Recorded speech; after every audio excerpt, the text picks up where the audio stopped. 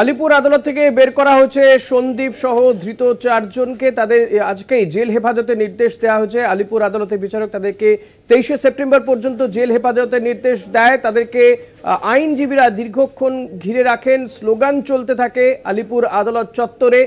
Courtroom থেকে বের করা যাচ্ছিল না একটা সময় অভিযুক্তদের, কিন্তু পরবর্তীতে ধীরে ধীরে তাদেরকে বের করা হয়। বার করার পরেও তাদের গাড়ি ঘিরে বিক্ষোভ দেখাতে থাকেন আইনজীবীরা, স্লোগান তুলতে থাকেন, যে ছবি আপনারা দেখতে পাচ্ছেন এই মুহূর্তে।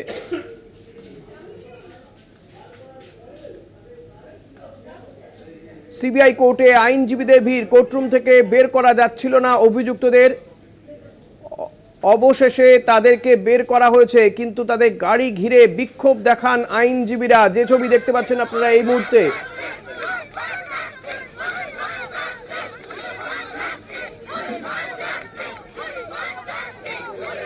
আইনজীবীরা এখনো সেখানে বিক্ষোভ দেখাচ্ছেন, যে ছবি আপনারা দেখতে পাচ্ছেন। আলিপুর আদালতে চলছে বিক্ষোভ।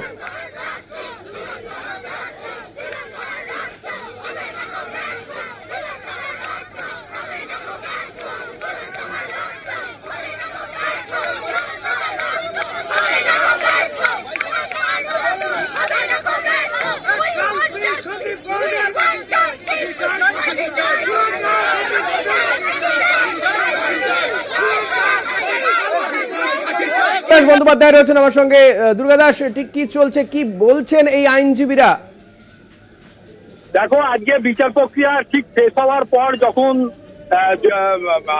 আদালতের বিচারক সাহেব যখন আগামী 23শে সেপ্টেম্বর পর্যন্ত প্রত্যেককে জুডিশিয়াল কাস্টাডি বা জেসি অ্যালাউ করলেন, তারপরেই তিনি যখন চেয়ার ছেড়ে উঠে নিজের চেম্বারে চলে গেলেন, তখন অভিনব এক প্রতিবাদ আমরা আজকে প্রত্যক্ষ করলাম যে পুরো কোর্ট রুম জুড়ে মানে অন্তত শয়ে শয়ে এই লয়াররা তারা কিন্তু পুরো এলাকার দখল নিলেন এবং তারা প্রতিবাদ শুধু নয়, প্রতিবাদের পাশাপাশি তারা রণমূর্তি ধারণ করে মানে পারলে এই 4 অভিযুক্তকে তারা ফিজিক্যালি অ্যাসল্ট করতে পারেন, এইরকম একটা বিষয়ে আমরা প্রত্যক্ষ করলাম। এবং মানুষের যে জনরোষ সেটা কিন্তু আজকে আরেকবার প্রত্যক্ষ করা গেল এই আলিপুর জাজেস কোর্টের, অন্তত সিবিআই কোর্টের ভেতর, এই যেখানে নজিরবিহীন ভাবে তাদের জন্য পুলিশ থেকে শুরু করে সিআরপিএফ এর জওয়ান যারা এসেছিলেন প্রায় 8 থেকে 10 জন, তারা পর্যন্ত এই 4 অ্যাকিউজ বা অভিযুক্তকে কোর্টরুমের বাইরে আনার ক্ষেত্রে হিমশেপ খেতে হলো। এবং পরে প্রায় অন্তত 1.5 থেকে 2 ঘন্টা আটকে থাকার পর যখন তাদেরকে প্রায় এক প্রকার জোর করে লবি দিয়ে তাদেরকে নিয়ে যাওয়া হচ্ছে, তখন প্রচুর পরিমাণে মহিলা আইনজীবী এবং পুরুষ আইনজীবী তারা তাকে ধাওয়া করে এবং হাতের কাছে যারা পেয়েছেন তারা অনেকেই তাকে চর চাপাটি এমনকি জুতো খুলেও চলেছে। ফলে বুঝতেই পারছো যে কোর্টরুমও মানে কোর্টের যারা আইনজীবী আছেন এই মুহূর্তে তারাও কিন্তু যথেষ্ট বিষয়টা নিয়ে কনসার্ন এবং তারাও এই যে প্রতিবাদে সামিল হয়েছেন এবং কোর্টরুমের মধ্যে তারা উই ওয়ান্ট জাস্টিস, এই ধর্ষকদের ফাঁসি চাই, অভিযুক্তদের শাস্তি চাই, এই যে দাবি করছেন এবং তারপর তাদেরকে মারমুখী জনতার মতো তারাও যে ঘুরছেন, এটা কিন্তু খুব সিগনিফিকেন্ট। যত দিন যাচ্ছে তত কিন্তু বলা যেতে পারে যে শুধুমাত্র যে ডাক্তাররাই এই ধরনের প্রতিবাদে সামিল হয়েছেন এমনটা নয়, ডাক্তারের পাশাপাশি আইনজীবীরাও যে এই ধরনের প্রতিবাদে সামিল হয়ে পড়ছেন, তারাও যে এই ধরনের প্রোটেস্ট করছেন, এটাও কিন্তু আমরা প্রত্যক্ষ করছি। দুর্গাদাস, শেষমেশ কি সন্দীপ ঘোষদের প্রিজন ভ্যানে করে নিয়ে যাওয়া সম্ভব হয়েছে, নাকি এখনো তারা এই ধাওয়া করছেন প্রিজন ভ্যান আইনজীবীরা? ওই বিক্ষোভে এবং জনরোষের মাঝখান দিয়েই তাদেরকে পুলিশ এবং কেন্দ্রীয় বাহিনীর জওয়ানরা তাদেরকে ছুটিয়ে নিয়ে বের করে প্রিজন ভ্যানে তোলেন। এবং সব থেকে বড় কথা, প্রিজন ভ্যানে ওঠার সময় সন্দীপ ঘোষ এত জোরে ছুটছিলেন যে তিনি প্রথমে যখন কোর্টরুমের বাইরে এসে ছোটা শুরু করেন তখন তিনি একবার পড়ে যান। তারপর আমাদের সঙ্গে যে ছবি আপনারা দেখতে পাচ্ছেন কোর্টরুম চত্বরে এবং এই আলিপুর আদালত থেকে যখন বার করা হচ্ছিল সন্দীপ ঘোষ সহ 3 জনকে, ইনফ্যাক্ট কোর্টরুমের ভেতরেই বিক্ষোভ দেখাতে শুরু করেছিলেন। বিচারক যখন ঘোষণা করে দেন যে এই 4 জনের 23শে সেপ্টেম্বর পর্যন্ত জেল হেফাজত, তারপরে তিনি উঠে যান এবং তারপরেই এই 4 জন অভিযুক্তকে ঘিরে বিক্ষোভ দেখাতে থাকেন আইনজীবীরা। এমনকি একটা সময় আদালত থেকে বার করাই যাচ্ছিল না, কিন্তু পরবর্তীতে পুলিশ এবং সেন্ট্রাল ফোর্সের সহযোগিতায় তাদেরকে বার তো করা হয়, কিন্তু তারপরেও তাদেরকে ঘিরে ধরেন সেখানে যারা ছিলেন আইনজীবীরা, ঘিরে ধরে বিক্ষোভ দেখাতে থাকেন, স্লোগান চলতে থাকে, এমনকি কেউ কেউ মারতে উদ্যত হন, যেটা আমাদের প্রতিনিধি জানাচ্ছিলেন। কেউ কেউ তাকে চত্থাপ্পড় মারেন, এমনকি হাতে জুতোও তুলে নেন মারবার জন্য। এর আগের দিন আমরা দেখেছিলাম সন্দীপ ঘোষকে যখন আদালত থেকে বার করা হচ্ছিল, এই আলিপুর আদালত থেকেই, তখন কেউ কিন্তু তার মাথায় মারে এবং আজকেও তেমন একটা পরিস্থিতির সৃষ্টি হচ্ছিল। ঘটনাস্থলে রয়েছেন আমাদের প্রতিনিধি দুর্গাদাস বন্দ্যোপাধ্যায়। দুর্গাদাস, এখন কি পরিস্থিতি সেখানকার এবং এই যে যারা বিক্ষোভ দেখাচ্ছিলেন কি বক্তব্য তাদের?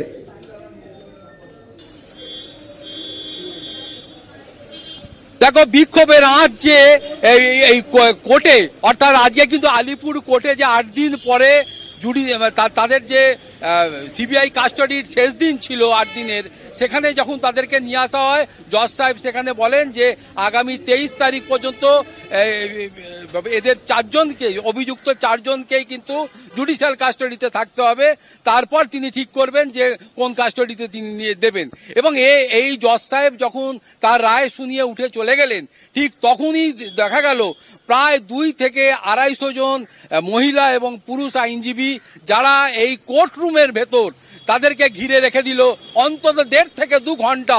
তারা উই ওয়ান্ট জাস্টিস থেকে আরম্ভ করে তারা এই যে নির্ভয়া যিনি মারা গেছেন তার প্রতিবাদ থেকে আরম্ভ করে এমনকি মারমুখী হয়ে ওঠে তারা। এবং তারপরে যখন আমরা দেখলাম তাকে কোর্টরুমের ভেতর থেকে বার করা যাচ্ছে না, আমরা দেখলাম যে এই সিবিআই 2 নম্বর কোর্টের যিনি জজ সাহেব ছিলেন তিনি সামনে এলেন, তাদের প্রত্যেককে রিকোয়েস্ট করছিলেন এবং বোঝাচ্ছেন। তারপর পুলিশ এবং সেন্ট্রাল বাহিনীর জওয়ান তারা তাদেরকে যখন কর্ডন করে ওই এই কোর্টরুমের বাইরে এসে লবি দিয়ে নিয়ে যাচ্ছেন, তখন মহিলা পুরুষ নির্বিশেষে যে সমস্ত আমরা দেখছিলাম যে স্লোগান দিচ্ছেন আইনজীবীরা। কি স্লোগান তারা দিচ্ছিলেন? আইনজীবীরা স্লোগান দিচ্ছেন যে স্লোগান আমরা শুনেছি যে উই ওয়ান্ট জাস্টিস থেকে শুরু করে যে স্লোগান ইতিমধ্যেই আমরা আরজিকর হাসপাতালে এই অবস্থানরত ডাক্তারি ছাত্রছাত্রীদের মুখে শুনেছি, সেই একই স্লোগান একই রকম ভাবে তারা কিন্তু আজকে এই আইনজীবীদের মুখেও তা প্রতিধ্বন্দিত হলো। মানে বলা যেতে পারে যে শুধুমাত্র যে ডাক্তারের মধ্যে এই আন্দোলন সীমিত রয়েছে তা কিন্তু নয়। আজ যদি তোমাকে পুরোপুরিভাবে এই আদালত চত্বরের অবস্থানটা দেখানো যায়, তারা যে কতটা ক্রুদ্ধ, তারা যে কতটা মারমুখী হতে পারে, তারা যে সন্দীপ ঘোষের বিরুদ্ধে এই অভিযোগদের কতটা ছড়িয়েছে এবং সমাজের বিভিন্ন অংশের মানুষের মধ্যেই সন্দীপ ঘোষ এবং তার যে সাঙ্গপাঙ্গ তাদের বিরুদ্ধে যে মানুষ কতটা ক্ষুব্ধ হয়ে রয়েছে সেটা এই আদালত চত্বরের ছবিটা বলে দিল আজকে দুর্গাদাস। যেটা জানতে চাইবো তোমার কাছ থেকে, যে এই যে আদালত চত্বর থেকে বার করা হলো সন্দীপ ঘোষদের, গতদিন আমরা দেখেছিলাম সন্দীপ ঘোষকে কেউ মাথায় মেরে দিয়েছিল, তারপরেও কি আজকে নিরাপত্তা কিছুটা কম ছিল নাকি নিরাপত্তা আরো বাড়ানো হয়েছিল? নিরাপত্তা যথেষ্ট ছিল, এটা এই বিষয়ে কোনো সন্দেহ নেই, কিন্তু নিরাপত্তা রক্ষী থেকে আরম্ভ করে পুলিশ থেকে শুরু করে কেন্দ্রীয় বাহিনী জওয়ান যারা তাকে কর্ডন করে নিয়ে এসেছিল, তারা থাকা সত্ত্বেও প্রায় 2 থেকে 250 জন আইনজীবী এবং তাদের মধ্যে সিংহভাগ হচ্ছে মহিলা আইনজীবী। এটা কিন্তু খুব সিগনিফিকেন্ট, যারা আজকে যখন তাদেরকে বের করে নিয়ে যাওয়া হচ্ছিল তাদেরকে রীতিমতো ধাওয়া করেন এবং যে যেরকম ভাবে পেরেছেন তার হাত দিয়ে তাকে আঘাত করার চেষ্টা করেছে। ফলে বুঝতে পারছো যে তাদের ভেতরে যে রাগের আগুন, ক্ষোভের আগুনটা ঠিক কোন পর্যায়ে পৌঁছেছে, যার জন্য এই সন্দীপ ঘোষ থেকে শুরু করে বাকি আরো 3 জন যারা অ্যাকিউজড রয়েছেন তাদের প্রতি শুধুমাত্র ঘৃণা, শুধুমাত্র অবজ্ঞা, শুধুমাত্র তাদের প্রতিবাদে সামিল শুধু আজ ডাক্তাররা নন, আজকে ডাক্তারদের থেকে শুরু করে সিভিল সোসাইটির মানুষ থেকে শুরু করে আজকে সেই বিক্ষোভের রাজ্যে এই আমাদের আলিপুর জাজেস কোর্টে এসে পড়েছে। এটা কিন্তু প্রমাণ করছে আগামী দিনে এটা কিন্তু আরো ফোমেন্ট করবে। এর প্রতিবাদ যদি নির্দিষ্টভাবে বিচার প্রক্রিয়া সঠিক পথে না এগোয়, বিচারের যদি বাণী নীরবে নিবৃত কাঁদে, তাহলে মানুষ কিন্তু আরো ক্ষিপ্ত হয়ে যাবে, আরো রাস্তায় নামবে। এর দায় কিন্তু রাজ্য সরকারকে নিতে হবে। একদমই দুর্গাদাস, সেই ছবিটাই আমরা দেখাচ্ছি ইতিমধ্যেই দর্শকদেরকে, যে ঠিক কি ঘটলো আজকে এই আলিপুর আদালত থেকে বার করার সময়। ইনফ্যাক্ট তাকে তো বার করাই যাচ্ছিল না, কোর্টরুম চত্বরেই বিক্ষোভ দেখান আইনজীবীরা। যখন বিচারক উঠে গিয়েছেন, তিনি তার যে নির্দেশ ঘোষণা করার পরে পরে তিনি উঠে যান। 23শে সেপ্টেম্বর পর্যন্ত সন্দীপ ঘোষ সহ 4 জনের জেল হেফাজতের নির্দেশ তিনি দেন। তারপর উঠে যাওয়ার পরে পরেই আইনজীবীরা সন্দীপ ঘোষ সহ 4 জনকে ঘিরে বিক্ষোভ দেখাতে থাকেন। একটা সময় এই 4 জনকে বার করাই যাচ্ছিল না, পরবর্তীতে পুলিশ এবং নিরাপত্তা রক্ষীরা তাকে বার করেন, কিন্তু তারপরেও তাদেরকে ঘিরে বিক্ষোভ দেখাতে থাকেন, স্লোগান চলতে থাকে, কেউ কেউ মারতে যান পর্যন্ত। আমাদের প্রতিনিধি যেমনটা জানাচ্ছেন, ঠিক সেই সময়ই এই যে যারা আইনজীবীরা রয়েছেন দুর্গাদাস, আইনজীবীদের সঙ্গে পরবর্তীতে কারো সঙ্গে কি কথা হলো, তারা কি চাইছেন?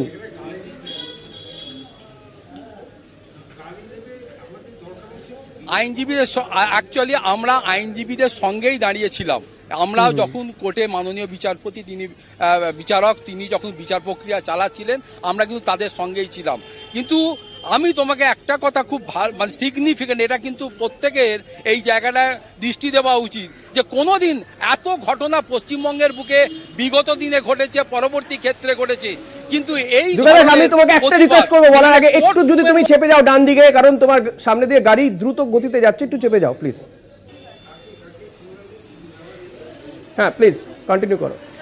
হ্যাঁ, যে কথাটা বলছিলাম, অর্থাৎ কোর্টের মধ্যে, কোর্ট রুম যেখানে বিচারকরা যেখানে বিচার প্রক্রিয়া চালান, সেই কোর্ট রুমের মধ্যে প্রায় 2 থেকে 250 জন আইনজীবী, এবং তাদের মধ্যে সিংহভাগ হচ্ছে মহিলা আইনজীবী, তারা ঢুকে যেভাবে প্রতিবাদ করছেন, অতএব বুঝতে পারছো যে আজকে প্রতিবাদের আগুন কোন জায়গায় পৌঁছেছে।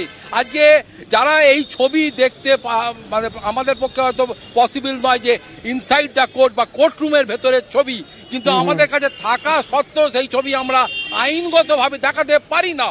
কিন্তু আজকে আমরা চোখে যেটা প্রত্যক্ষ করে এলাম, আমাদের সঙ্গে আদার্স যে সমস্ত মানুষজন যারা প্রত্যক্ষ করে এলো, তারা দেখলো যে কি অভিনব আন্দোলন হতে পারে, মানুষের মধ্যে আগুনটা, প্রতিবাদের আগুনটা কিভাবে জ্বলে উঠতে পারে। আর একটা কোর্ট কোন পর্যায়ে পৌঁছেছে সেটা বোঝা গেল অনেকটাই। অনেক ধন্যবাদ দুর্গাদাস, অনেক ধন্যবাদ তোমাকে। যে ছবি আমরা দেখছি, দুর্গাদাস যেমনটা বললো, যেটা হয়তো ব্যাখ্যা করা বা সেই ছবিটা আমরা দেখাতে পাচ্ছি না আইনি বাধ্যবাধকতাতে, কোর্টরুমের ভেতরের ছবি, যে কোর্টরুমের ভেতরে আইনজীবীরা একেবারে ঘিরে ধরেছিলেন এই যাদের বিরুদ্ধে অভিযোগ রয়েছে, 4 অভিযুক্তকে। যখন বিচারক উঠে যান, তারপরে আইনজীবীরা ঘিরে ধরেন, তাদেরকে ঘিরে ধরে বিক্ষোভ দেখান, স্লোগান চলতে থাকে। একটা সময় তাদেরকে বের করাই যাচ্ছিল না, কার্যত আইনজীবীরাই তাদেরকে ছিনিয়ে নিতে চাইছিলেন, তারা তাকে মারতে চাইছিলেন, কিন্তু পরবর্তীতে পুলিশ, নিরাপত্তা রক্ষীরা তাদেরকে বার করে নিয়ে আসেন, এবং সে বার করে আনার পরেও তাদেরকে ঘিরে বিক্ষোভ দেখাতে থাকেন, স্লোগান চলতে থাকে। যে ছবি আপনারা দেখতে পাচ্ছেন, কেউ কেউ মারতে উদ্যত হন সন্দীপ ঘোষদেরকে।